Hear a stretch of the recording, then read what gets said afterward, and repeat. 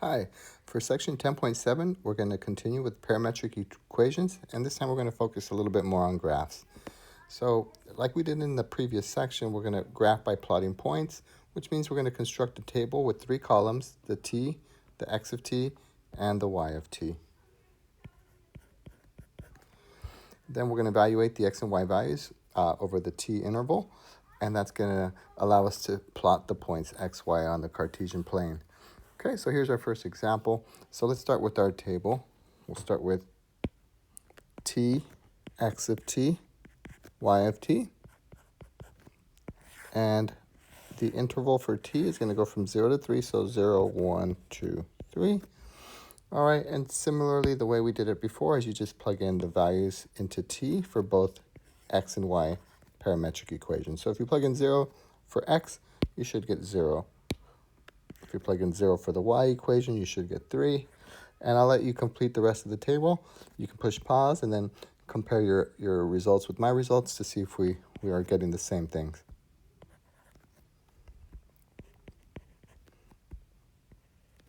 So I'm rounding to 1 decimal place. You can do the same. Okay, once you've completed your table, now it's time to graph and plot these points. So the first point will be 0, 3. Because our largest y value is 9, and on our graph it only goes up to 5, I'm going to recommend that we change the scaling on this. So let's scale this from, let's just go by 2. So 2, 4, 6, 8, 10. And that'll allow us to keep the graph within the plane. Okay, so the first point, 0, 3, would be located approximately right here with the new scaling. And then we got 1, 5 would be about here. 1.47 would be about here. And lastly, 1.79 would be about right here, approximately. All right, and we connect those with a smooth curve. And don't forget the orientation or the direction of the path is going in this direction. Very good. All right, let's continue. Next example, right below. This time, this one is going to involve trig functions. So when you have trig values, you do the same thing, but you're going to use values for t that are angles.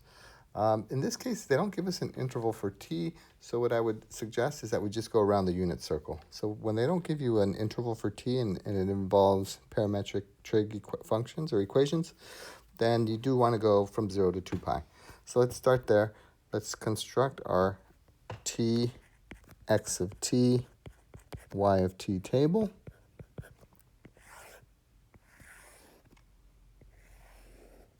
Okay, and let's go around the unit circle. I'm just going to go by pi over 4, which is 45 degrees. I'm going to go by intervals of pi over 4, which is intervals of 45 degrees.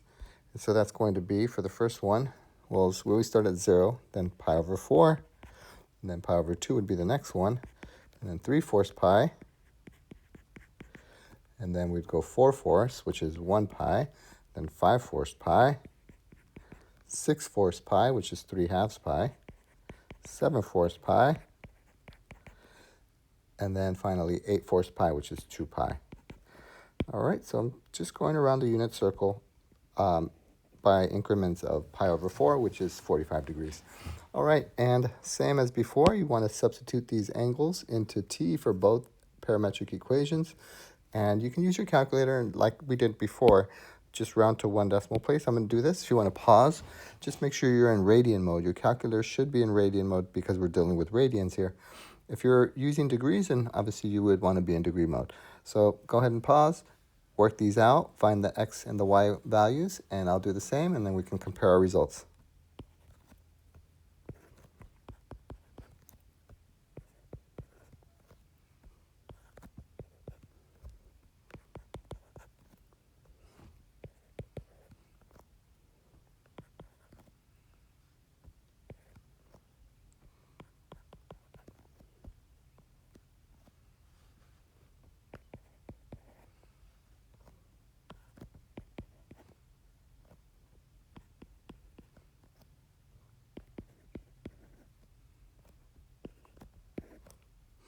Okay, perfect. So these are the values I'm getting if I round to 1 decimal place.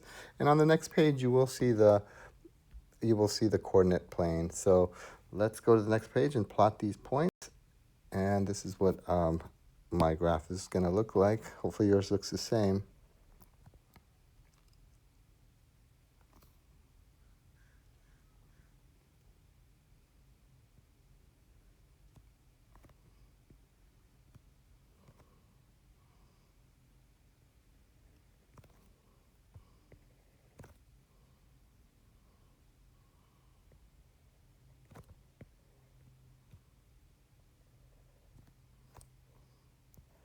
And then connect those points with a nice smooth curve, and you will see that you're going to get an ellipse. Most of these are going to be conic sections, ellipses, parabolas, hyperbolas. Okay. Okay, so that is how you would, don't forget the orientation with the arrows. Okay, let's continue down. Okay, now we're going to compare parametric and rectangular forms. So we're going to solve for t in one equation, and then we're going to substitute that expression of t into the other equation. For trig forms, just like we did, we're going to isolate the trig function, sine and cosine, square both sides, and then we're going to apply the Pythagorean identity, which is cosine squared plus sine squared is equal to 1. Okay, so let's see. For this one, they want us to graph the parametric equations, and then they want us to find the rectangular equation to verify the shape. So let's start with our t, x of t, y of t table, just like we did in the previous example.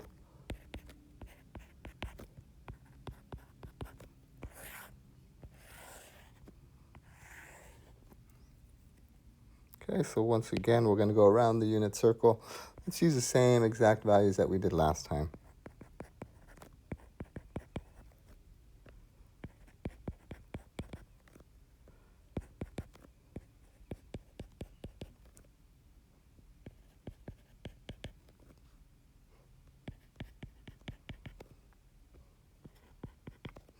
Okay, same thing. Plug in those values. You should get these if you round to 1 decimal place.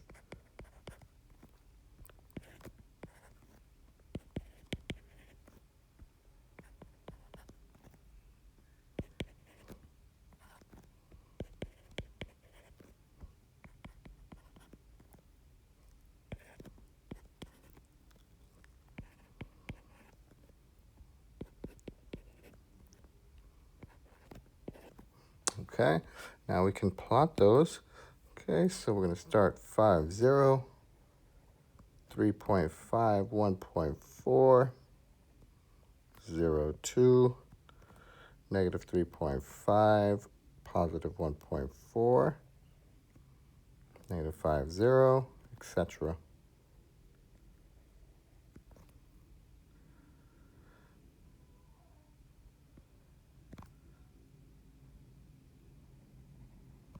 Okay, and once again, you will see that we're going to get another ellipse here. Whoa, kind of hard to draw with this eye pen, but you guys get the idea. And don't forget the orientation again. There it is. Now let's go ahead and verify the shape by converting this into a rectangular equation. So remember what we do. We're going to solve for we're going to solve for the trig functions and then square both sides and then add them so we can apply the Pythagorean identity. So let's start with the first one, which is this x equals 5 cos of t. Divide both sides by 5. Cos of t is equal to x over 5. Square both sides,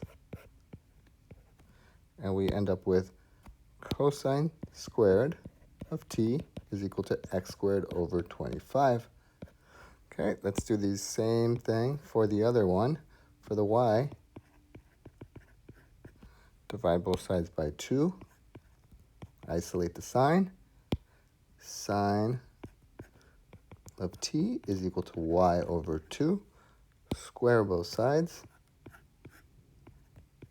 And we get sine squared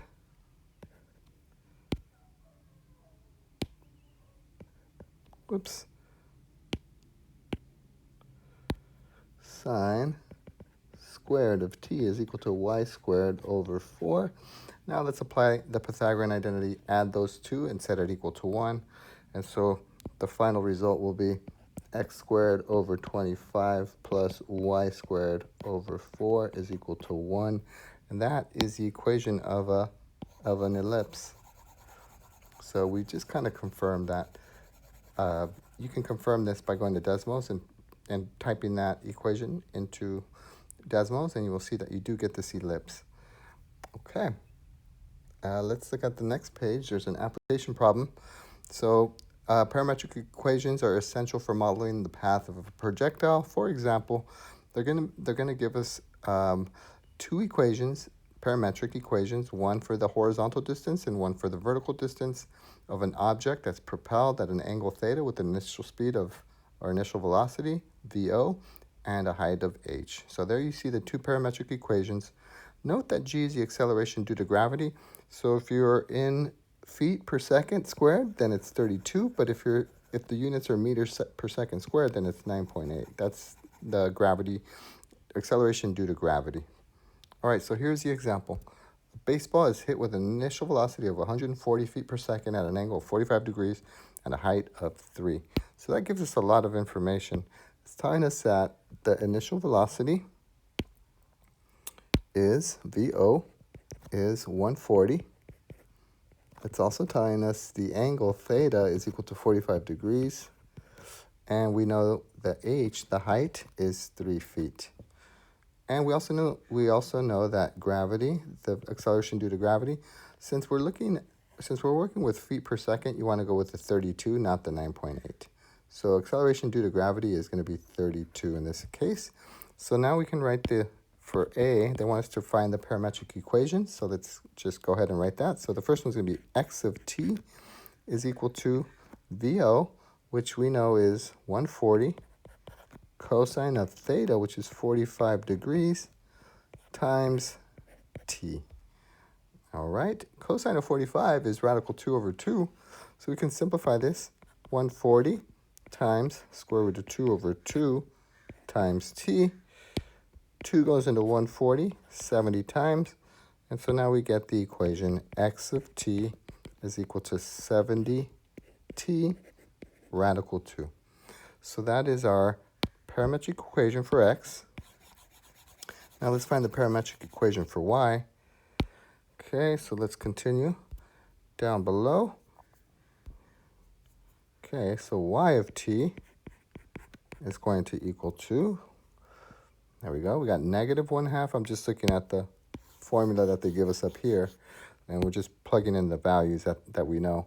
So negative 1/2 times 32, that's the acceleration due to gravity, times t squared, plus 140 sine of 45 degrees plus 3. All right, we know that the sine of 45, according to the unit circle, is square root of 2 over 2. Okay, we also know that 2 goes into 32 16 times. So now we have negative 16t squared. Sine of 45 is the square root of 2 over 2. Similarly, we can cancel 2 and the 140, and that will become 70 radical 2 plus 70 square root of 2. All right. Oh, I'm actually forgetting the t, I believe. There's a t there that I forgot to write. Yeah, there's a t here. So I forgot to write the t here. So let me just erase this part and put the t. Well, that's okay. I can just put the t here. Times t plus 3. Okay. And that is our parametric equation for y.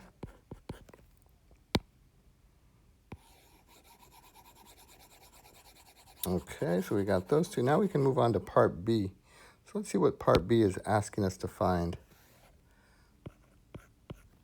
Okay. So it says determine if the ball clears a 10-foot wall located at 400 feet away.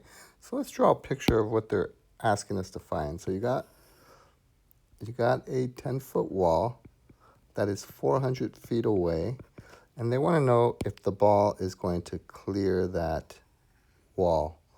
Okay, so we know that the horizontal distance that we're looking at is 400 feet. So at 400 feet, we're going to solve for t. We're going to plug in the 400 for x, because that's the horizontal distance. As you can see here, it says the horizontal distance is given by the x of t equation.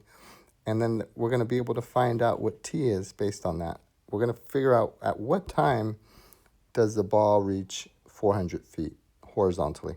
So let's use our x parametric equation, which is down here, and let's plug in 400 for x, because that's how far the wall is.